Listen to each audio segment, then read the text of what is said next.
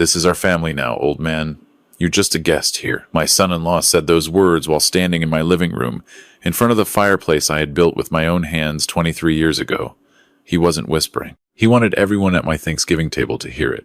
I looked at him for a long moment, then set down my carving knife, wiped my hands on the dish towel I'd had since my wife was alive, and did something that none of them saw coming. Before we continue, please subscribe to Pure Revenge Stories, and drop a comment telling us what time it is where you are right now. We read every single one. The smell of roasting turkey had been in the air since 4 in the morning. I'd been up before the sun, the way I always am, standing at the kitchen counter in the house I bought in 1999 with money I earned working double shifts at Hargrove Electrical Supply for 11 years. The stuffing recipe was my mother's. Cornbread sage, a handful of pecans, a splash of bourbon that she always called the secret. My hands moved through the mixture by feel alone. I've made it so many times I could do it blind. Nobody had offered to help. That wasn't new. My name is Raymond Calloway. I'm 64 years old. I spent 31 years as a master electrician, built my own small contracting company in Baton Rouge, Louisiana, sold it in 2019 when my knees finally told me they were done climbing ladders. My wife, Carol, passed from cancer in 2017. We had one son, Derek. He was the best thing we ever made together. And for a long time, I believed that completely. Derek met his wife, Stacy, at a sales conference in Houston 6 years ago. She was sharp, well-dressed, the kind of woman who made a strong first impression. I liked her at first. I want to be honest about that. I made every effort. I told myself that Derek was happy, and that was what mattered. They married in the fall of 2020. Small ceremony because of the pandemic. I gave Derek a check for $15,000 to cover what insurance didn't pay for the venue. He thanked me by text. Stacy sent a card that was clearly store-bought. I told myself it didn't matter. The call came 18 months later, March 2022. I was out on the back porch watching the sun go down over the yard when Derek's number came up on my screen. Dad, we're in trouble. Stacy's company laid her off. My commissions are down. We can't cover the mortgage on the Houston place. And we've got nothing saved. We need somewhere to go, just for a few months while we figure it out. I asked him if he'd looked at other options. Dad, you've got 4 bedrooms. You're alone in that house. It would just be temporary. I want to tell you I paused. I want to tell you I thought it through carefully and weighed the risks like a reasonable man. But he was my son, and he sounded like he was drowning. And Carol wasn't there to talk sense into either of us. So I said yes. They arrived on a Saturday with a moving truck. Not a car with a few bags. A full moving truck. I helped them carry boxes for 3 hours without anyone asking if my knees were holding up. The first 6 months were tolerable. Stacy cooked occasionally. Derek helped with yard work once or twice. They said thank you at dinner. Things seemed like they might work out. Month 7, Stacy rearranged the living room without asking and threw away an end table that Carol had picked out at an antique fair in Shreveport. I mentioned it. She said it was damaged, and it had been time to let it go. Month 9, Derek started calling the house our place when he talked to friends on the phone, not in front of me. But the walls in that house are thin, and I have good ears. Month 11, they got a dog without asking. A large one. The dog destroyed 2 sections of baseboard in the hallway I had installed myself. Derek said he'd fix it. He didn't. Month 14, Stacy told me she needed me to stop using the kitchen before 7 in the morning because the sounds woke her up. I had been waking at 5:30 my entire adult life. I told her that was the kitchen. She said she understood, but could I please try? I tried for about a week. Month 17, I came home for my Thursday poker night with my neighbor Gerald Thibodeau to find they had moved my recliner into the spare room and replaced it with a sectional they had ordered online. With my credit card, which Derek had borrowed the month before to buy what he called a temporary necessity. He had never returned the card. I found the charge on my statement 3 weeks later, $1,140. Derek said it was a misunderstanding. He would pay me back. He used that phrase a great deal. I kept records. I had been keeping records since month 2, when something in my gut told me that this was going to be a longer story than anyone was admitting. I was an electrician and a business owner for 30 years. Documentation is a reflex. My ledger told the truth plainly. $15,000 for the wedding. $22,000 in direct cash I had given Derek over 18 months. For car repairs. A medical bill. Back rent they owed in Houston, when they finally let the place go, and what Derek described as a bridge loan to cover a business opportunity that went nowhere. Utility bills had climbed from roughly $200 a month to nearly $500. Groceries had doubled. The credit card charge. I estimated the total somewhere north of $65,000. Not once had either of them mentioned repayment. In the early months, Derek sometimes brought it up himself. Unprompted, promising timelines that passed without acknowledgement. After month 12, he stopped mentioning it entirely. After month 18, if I brought up money, Stacy would leave the room and Derek would get a look on his face like I had said something cruel. Gerald noticed. He's 71, retired from the Orleans Parish School District, has been my neighbor and my poker partner for 16 years. His wife, Dolores, had known Carol. He started checking in more often after Carol passed, and I trusted his instincts. Raymond, he told me one evening on my front porch, you need to decide if you're a hotel or a father, because right now you're paying like a hotel and being treated like neither. I told him I was handling it. He looked at me over his glasses. You're avoiding it. That's different. He wasn't wrong. Thanksgiving arrived the way Thanksgiving does in Louisiana, all at once, and humid even in November. I had been cooking since 4 in the morning. Turkey, dirty rice, sweet potato casserole, the cornbread stuffing, Carol's recipes, all of them. I made enough for 12 because Derek had invited his friends from his new job, a sales position he had started in September. Stacy had invited her sister Pauline and Pauline's husband, a man named Brett who had the handshake of someone who had taken a seminar about handshakes. I set the table with the good dishes. Ivory with a thin gold rim, bought in 2001 from a shop on Magazine Street in New Orleans during a trip Carol and I took for our anniversary. I had not used them since she died. I got them out for this occasion because it was Thanksgiving, and it was my house, and I wanted to. By 2 o'clock, the house was full of people I had mostly never met, eating food I had started cooking 10 hours earlier. Derek moved through the rooms playing host. Stacy floated behind him arranging things and laughing at Brett's comments. Nobody offered to help carry anything from the kitchen. I brought out the turkey, on the platter Carol had used every year, the one with the harvest leaves around the edge. Every eye in the room turned toward it. Derek spread his hands. Stacy outdid herself this year. Wait until you taste this. I stood in the doorway holding the platter. Nobody corrected him.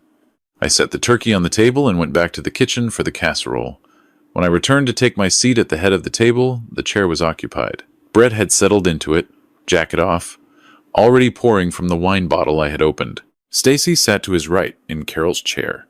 There was a single chair left, pushed slightly back from the table, wedged between the dog crate Stacy had moved into the dining room and the wall. It was the chair Derek used for his work calls, the one with the wobbly leg I had been meaning to fix.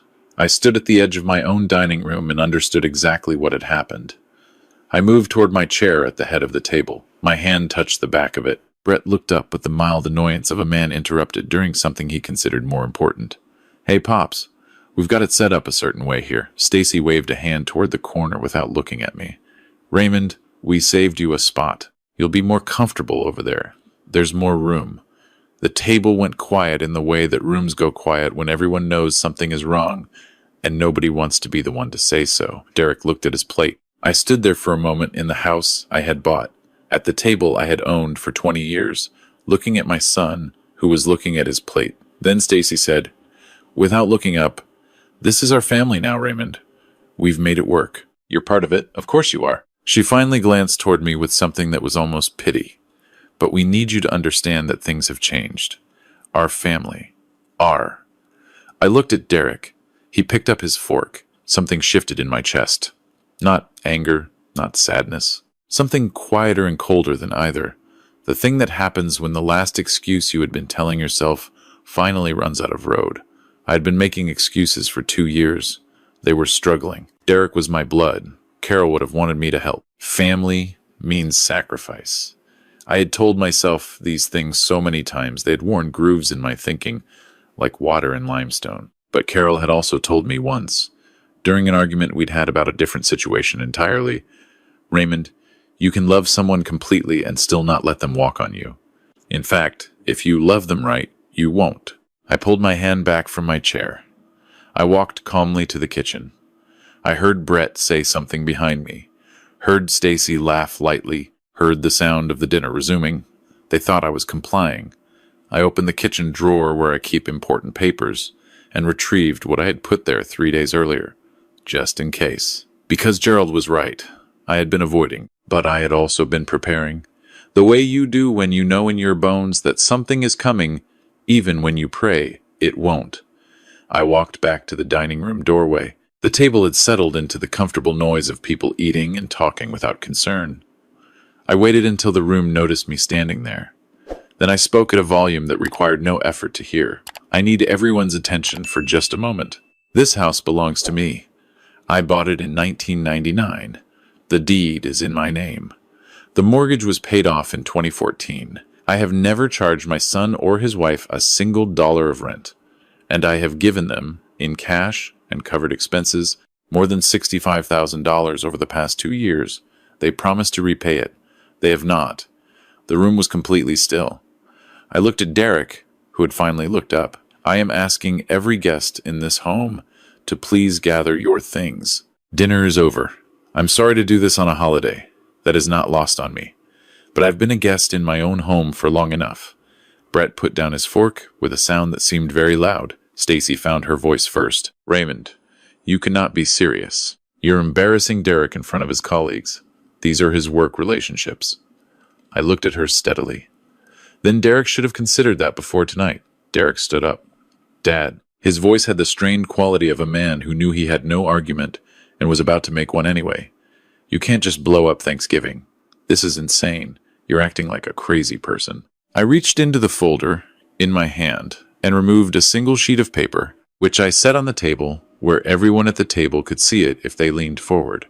Gerald had helped me prepare it. He had spent 30 years dealing with school district legal matters, and he understood the value of a document that looked official. It was a formal notice of termination of guest residency. 272 words. It named Derek and Stacy specifically. It gave them 14 days to vacate. Gerald had looked it over twice. The guests began to stand, not all at once. But the movement started at the far end of the table and worked its way inward, the way a wave moves. Brett was already reaching for his jacket. Pauline touched Stacy's arm and said something quiet. One of Derek's colleagues, a young man named what I would later learn was Marcus, said quietly on his way past me, "Sir, I'm really sorry." He sounded like he meant it. They filed out in 4 minutes. The food sat untouched on the table. Then it was just the three of us. Derek, Stacy, and me. Stacy's composure cracked first. You just humiliated us in front of Derek's entire team. Do you understand what you've done? He could lose clients over this. You may have just cost him his job. I remained standing in the doorway. You can stay through the 14 days. I'll be civil. But the notice is real, and the date is real.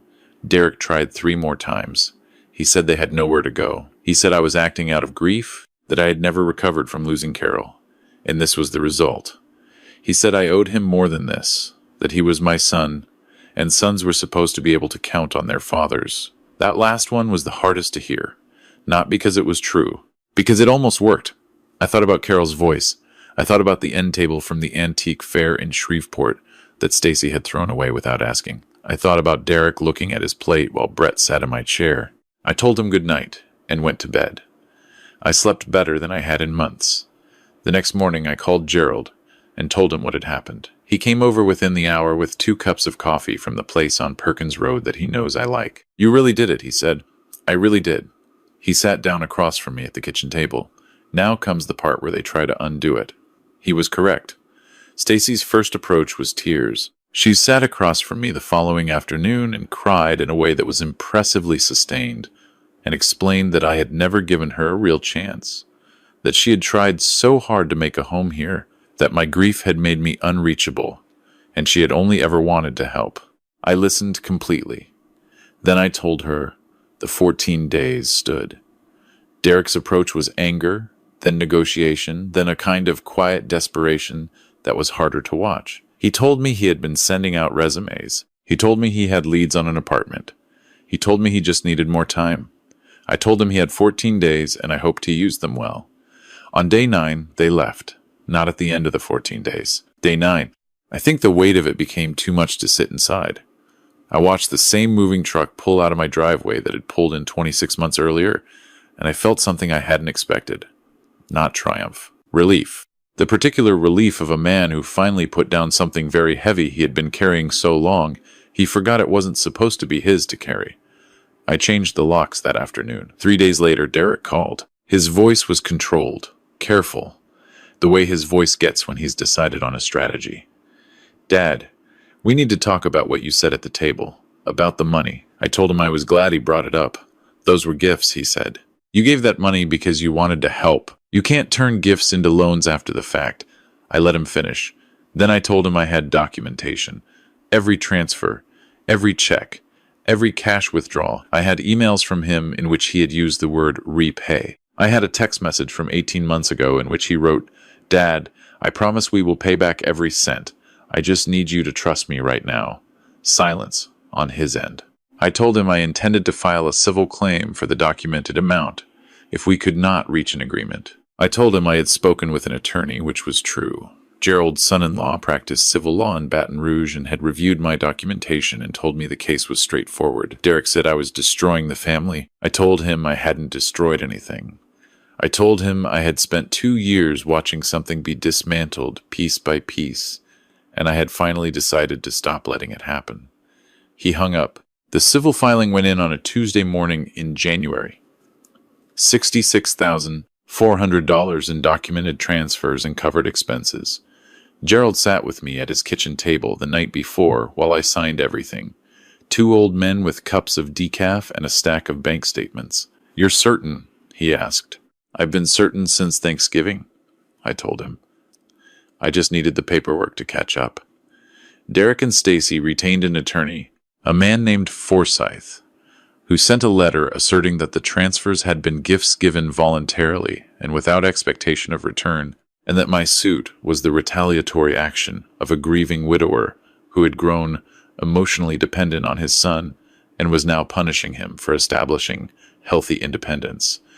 I read that letter 3 times. The 3rd time I almost laughed. Gerald actually did laugh when I read it to him. Healthy independence. They lived rent-free in your house for over 2 years, and that's healthy independence.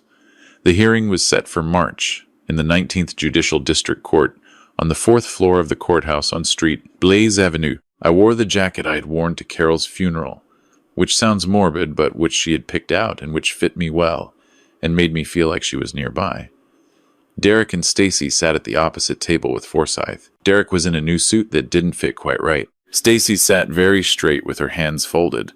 Neither of them looked at me when I walked in. The judge was a man named Arsenault, 50s, the unhurried manner of someone who has presided over enough human foolishness to find it neither surprising nor particularly interesting. He reviewed the materials. He asked Forsyth twice to clarify specific points, and both times Forsyth's clarifications were less clear than the original question. Then Gerald's son-in-law, my attorney, walked through the documentation, transfer by transfer, email by email. The text message in which Derek had promised to repay every cent appeared on a screen at the front of the courtroom in a font large enough for everyone present to read without difficulty. Forsyth argued that the text had been sent during an emotional moment and should not be construed as a legally binding promise. Judge Arsenault looked at him the way a man looks at someone who has just said something he cannot quite believe was said aloud. "Judgment for the plaintiff," he said. "Full amount plus court costs." Derek's face did something complicated. Stacy stared at the table. Forsyth gathered his papers with the practiced efficiency of a man who had lost gracefully before. In the hallway outside, Derek found me before I reached the elevator. His voice was low, and for the first time in a long time it sounded like him. Not the Derek who had let Brett sit in my chair. Not the Derek who had looked at his plate on Thanksgiving. The one who used to call me on Sunday evenings just to talk. "Dad," he said, "I'm sorry. I mean that. I let things get bad. I let her set the tone, and I told myself you could handle it, and I knew that wasn't the truth. I looked at my son. He's 38 years old, and he looked about 12 standing there in that hallway. I know the money is the money," he said. "We'll figure out a payment plan. I'm not running from it. But I need you to know that I know what I did, what I didn't do. I told him I heard him. I told him hearing it mattered to me. I told him that trust was something we were going to have to build back one Sunday phone call at a time, and that I was willing to try if he was, but that willing to try and automatically trusted were not the same thing and might not be for a while. He nodded. He understood. Stacy had already gone. Gerald was waiting for me outside on the courthouse steps in the pale March sun. He had a thermos of coffee because he knew the courthouse coffee was terrible. Well, he said. Well, I said. We walked to where he'd parked, two old men on a Tuesday morning in Baton Rouge, and I thought about Carol, the way I do every single day. And I thought about the end table from Shreveport that was gone now. And I thought about the fact that sometimes loving someone correctly means requiring them to face what they've done. And that this is one of the harder lessons a father has to learn, and one of the harder ones a son has to receive. The payment plan was established in April, $700 a month, Derek's name only. The divorce from Stacy had been filed in February, 10 weeks after Thanksgiving. I learned this from Derek himself, not from any satisfaction in it, just as a fact that arrived the way facts do. He calls on Sunday evenings now. We talk about his job, about the apartment he found in Metairie, about the Saints, about small things. We are rebuilding something. I don't know yet what shape it will take. Carol would probably tell me to be patient and to pay attention, that the shape of a thing reveals itself if you give it enough time. Gerald and I played poker last Thursday. He won more than he should have and was gracious about it, which is the worst kind of winning. Afterward, we sat on my front porch in the dark for a while without saying much. He asked me at some point if I felt like I had won. I thought about it honestly before I answered. I feel like I stayed myself, I told him. Through all of it, I stayed myself. And I'm still in my house, at my table, in my chair. He nodded like that was the right answer. I picked up my coffee cup and looked out at the yard that I have been tending for 25 years, the oak tree in the far corner that Carol planted as a sapling the year we moved in, the porch boards I replaced myself 3 summers ago, the neighborhood going quiet the way it does on a Thursday night in November. Everything the same, everything different. My house, my peace, my life. If you've been through something like this, leave a comment below. Tell us what time it is, where you are, and whether you think I made the right call. Subscribe to Pure Revenge Stories for more, and click the video on the left to hear what happens next.